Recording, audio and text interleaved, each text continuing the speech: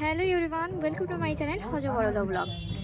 আজকে তোমাদের সঙ্গে একটা ব্যাপার শেয়ার করতে আসলাম যে আমাকে অনেকেই জিজ্ঞেস করে যে তুমি কি সারাদিন বাচ্চাকে ডাইপার পরিয়ে রাখো। তো অনেক ক্ষেত্রে কি হয়, আমি ডাইপার যে সবসময় পরাই তা না, কিন্তু অনেকগুলো দিন এরকম যায় যে 24 ঘন্টায় ডাইপার পরাতে হয়। তার কারণ দেখো, ঠান্ডাটা প্রচণ্ড পড়েছে আর আমার বাচ্চাটা টয়লেট করে কাঁদে না। তো অনেক ক্ষেত্রে কি হয়, ও যদি না কাঁদে, আমি তো দেখতেই পাচ্ছি না, বুঝতেও পারছি না, যে কাঁদলে আমি দেখতে গেলাম যে কেন কাঁদছে, তখন দেখি টয়লেট করেছে কিনা। কিন্তু অনেক ক্ষেত্রে কি হচ্ছে, বেশিরভাগ সময় ও টয়লেট করেও কাঁদে না। তো তখন কি হয়, ঠান্ডাটা কিন্তু লেগে যেতে পারে। তো ডাইপার পরালে ঠান্ডাটা লাগার চান্সটা কমে যায়। এবার ডাইপার পরালে একটা সমস্যা কি হয়, র্যাশ বেরিয়ে যায় বাচ্চাদের।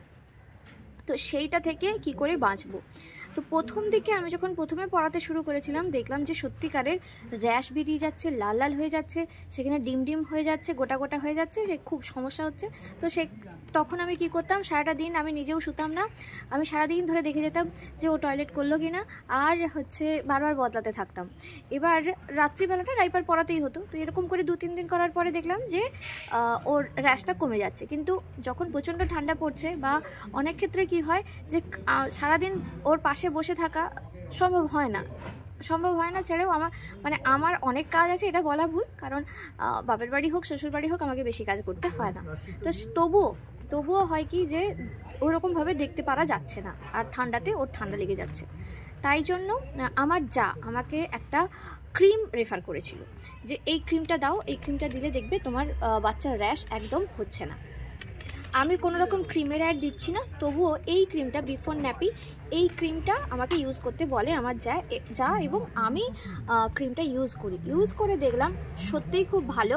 তবে যেটা প্রথম দিকে মেনটেন করেছি, কিছু সময় আমি করতে পারিনি, সেটা হলো যে যখন আমরা ন্যাপিটা বদলাচ্ছি বা হাগিসটা বা যে কোনো ডাইপার বদলাচ্ছি, তখন কি করতে হবে, সেটা আমরা কি করি, উইপস দিয়ে পরিষ্কার করি। উইপস দিয়েও পরিষ্কার করা যেতে পারে। অনেক ক্ষেত্রে দেখো অনেক রাত্রি হয়ে গেছে, তখন তোমার আর উঠতে ইচ্ছে করছে না, গরম জল করতে ইচ্ছে করছে না, তখন তো উইপস দিয়ে পরিষ্কার করতে হবে।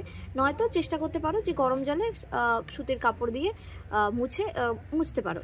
সুতির কাপড় গরম জলে ডুবিয়ে হালকা গরম জলে তারপরে মুছে দিতে পারো, সেটাও করতে পারো। অথবা উইপস দিয়েও করতে পারো, উইপস দিয়ে করলে খুব একটা প্রবলেম নেই।